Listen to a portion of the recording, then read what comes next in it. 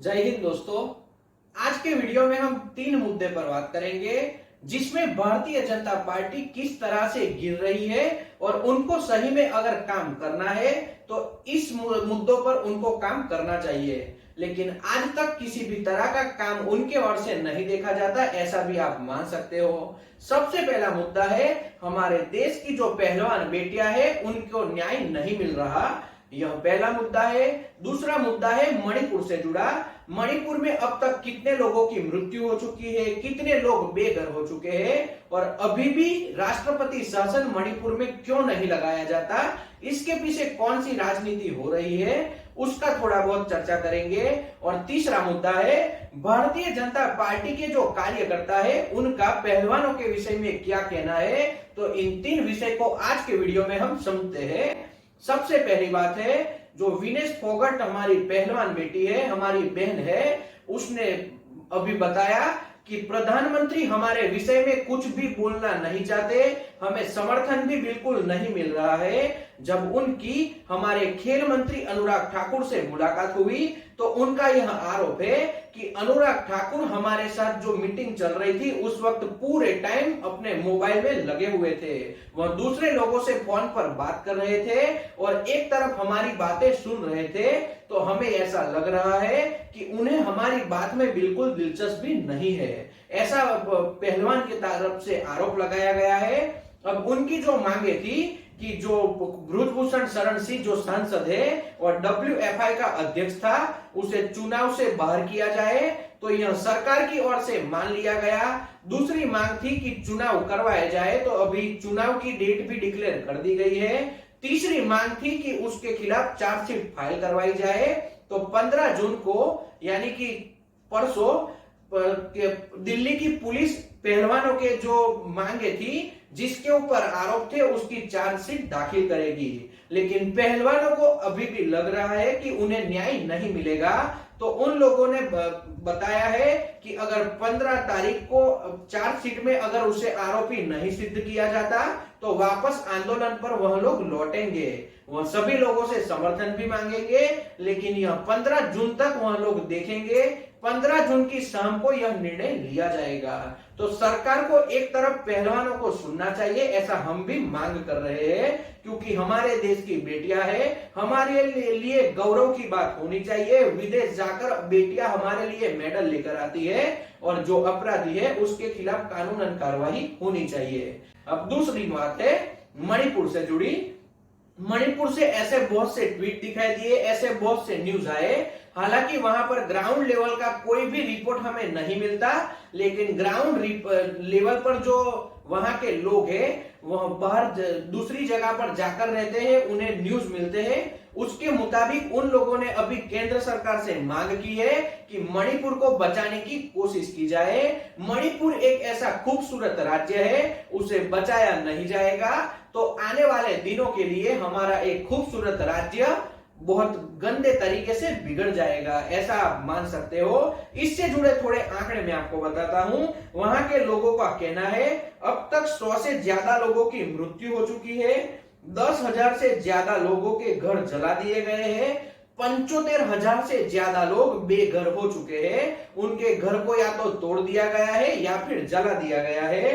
40 दिन हो चुके हैं, फिर भी अभी केंद्र सरकार किसी भी तरह की कार्रवाई करना नहीं चाहती। अभी हमने कल एक न्यूज देखे थे, अभी न्यूज माध्यम से बताया गया या फिर वहां के नेताओं ने बताया, लेकिन आसाम के मुख्यमंत्री जो पहले कांग्रेस में थे और भारतीय जनता पार्टी में जुड़ने से वह पूरे गंगा नहा लिए और उनके ऊपर जो आरोप थे वह सभी निकल गए। ऐसे मुख्यमंत्री ने वहां के दोनों समुदाय के लोगों से मुलाकात की, लेकिन मीडिया में ऐसा हमें पढ़कर बहुत दुख पहुंचा कि कुकी समुदाय को आतंकवादी संगठन वहां पर बताया गया। तो एक तरफ से ऐसी गंदी राजनीति अभी जो सत्ता पर बैठे हुई पॉलिटिकल पार्टी है उन्हें छोड़ देनी चाहिए। दो समुदाय है, दोनों के अलग अलग मांगे हैं, लेकिन जो समुदाय की कम बस्ती है उन्हें आप नीचा दिखाओगे, उन्हें आप आतंकवादी घोषित करोगे, तो एक तरीके से यह गलत है, क्योंकि जो अभी मणिपुर से आंकड़े निकल कर आते हैं वह कुकी समुदाय का ही पूरा नुकसान दिखाई देता है। उन्हीं लोगों के 56 से ज्यादा गांवों को जला दिया गया है, 70,000 से ज्यादा लोग घर से बाहर रहने के लिए मजबूर है, उनके पास छत तक नहीं बची।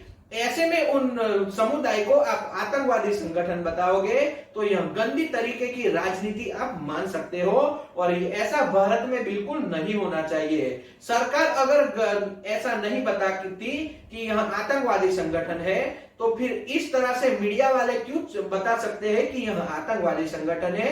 अगर सरकार की ओर से ही इसे आतंकवादी संगठन बताया गया तो सरकार कहीं ना कहीं यहाँ पर गलती कर रही है, ऐसा आप मान सकते हो। अब तीसरी बात, जैसे हमने बताया कि भारतीय जनता पार्टी के कार्यकर्ता हमारी बेटियों को, जो हमारी पहलवान बेटियां हैं, हमारी बहन है, उनके विषय में क्या सोचते हैं। अभी हाल ही में हमने, अभी आपको जो वीडियो स्क्रीन पर दिखाई दे रहा है उसमें इन महिलाओं का क्या मानना है, आप जरा सुन लीजिए। ये बताइए, महिला पहलवान जो हैं उनसे क्या हम लोग बेकार हैं? कहने की बात तो ये है, क्या बुरे हैं? क्या हम लोग को आधी रात पछलारा बुला नहीं सकते? हमारे पास तो कोई पावर अटॉर्नी नहीं है, हम कुछ भी उनके ऊपर खिलाफत नहीं कर सकते हैं। क्या हमको रात में नहीं बुला सकते? सांसद जी अगर महिला प्रेमी होते, यौन शोषण करते होते तो महिला पहलवान, उनकी शक्ल देखिए पहले महिला पहलवानों की, यहाँ से एक एक सुंदरिया पड़ी है। महिला सांसद जी को क्या किसी की कमी है? इस वीडियो में महिला साफ तौर पर बता रही है कि सांसद जी को अगर चाहे तो हमें भी रात को बुला सकते हैं, वह हमारे ऊपर भी गंदी नजर डाल सकते हैं, लेकिन ऐसा बिल्कुल नहीं करते। यानी कि वह ब्रिजभूषण शरण सिंह को एक तरीके से साफ सुथरा आदमी बनाने की कोशिश कर रही है, लेकिन यह बहुत गंदे तरीके की राजनीति है। और उनका यह भी कहना है, पहलवान बेटियों की शक्ल देख लीजिए, उनकी शक्ल में क्या है कि वह ब्रिजभूषण शरण सिंह उनके साथ ऐसी गंदी हरकत करेंगे। मैं आपको बताना चाहता हूं, अगर आपको लगता है कि हमारी देश की पहलवान बेटियों के साथ गलत नहीं हुआ तो पुलिस जो कार्रवाई कर रही है, हमारी बेटियों को जिस तरह से प्रताड़ित किया जा रहा है, उनकी बात भी एक बार समझनी चाहिए और सुननी चाहिए। उसके बाद इस गलत तरीके की राजनीति होनी चाहिए। ऐसे सभी कार्यकर्ताओं के खिलाफ भारतीय जनता पार्टी को तुरंत एक्शन लेना चाहिए और उन्हें बैन करना चाहिए कि वह किसी भी तरह से ऐसा गलत बयान न दे, क्योंकि यह बेटियों पर सीधा प्रश्न उठा रहे हैं। और मैं यह भी स्पष्ट करना चाहता हूं, अगर भारतीय जनता पार्टी की सभी कार्यकर्ता महिलाओं को लगता है कि वह सुरक्षित है और देश की सभी बेटियां सुरक्षित है, तो सही में भारत में इतने बलात्कार नहीं होने चाहिए, इतने छेड़ती के केस नहीं होने चाहिए, लेकिन यह सब हमारे भारत में ही हो रहा है। तो इस आंकड़ों को भी जरा इन लोगों को देखना चाहिए और उसके बाद इस गलत तरीके की राजनीति करनी चाहिए। आपको अगर लगता है कि आप सुरक्षित हो, आपकी बेटियां सुरक्षित है, तो एक बात समझिए, आने वाली पीढ़ी के लिए आप सबसे बड़ा खतरा हो, क्योंकि इसी तरह के पॉलिटिकल नेता एक गंदी तरीके की राजनीति करते हैं और आप उन्हें बचाने की कोशिश करते हो, तो कहीं ना कहीं आपकी आने वाली पीढ़ी, आपकी बेटियां, आपकी बहू भी सुरक्षित नहीं होगी। तो इस तरीके की गलत राजनीति नहीं होनी चाहिए। तो आज के वीडियो में हमने 3 बातें बताई। सबसे पहली, हमारी पहलवान बेटियों को किस तरह से गवर्नमेंट के द्वारा नहीं सुना जाता, मणिपुर के लोगों की क्या मांगे है और अभी राष्ट्रपति शासन क्यों लग जाना चाहिए। तीसरी बात हमने बताई, भारतीय जनता पार्टी की कार्यकर्ता महिलाएं किस तरह का बयान देती है और किस तरह से अपराधी को एकदम साफ सुथरी छवि वाला बताने की कोशिश करती है। तो ऐसे विवादित मुद्दों से सभी लोगों को बचना चाहिए, हमारी पहलवान बहनों को न्याय मिलना चाहिए और मणिपुर की जनता को बचाने की सरकार की ओर से कोशिश होनी चाहिए, ताकि एक खूबसूरत राज्य बच जाए।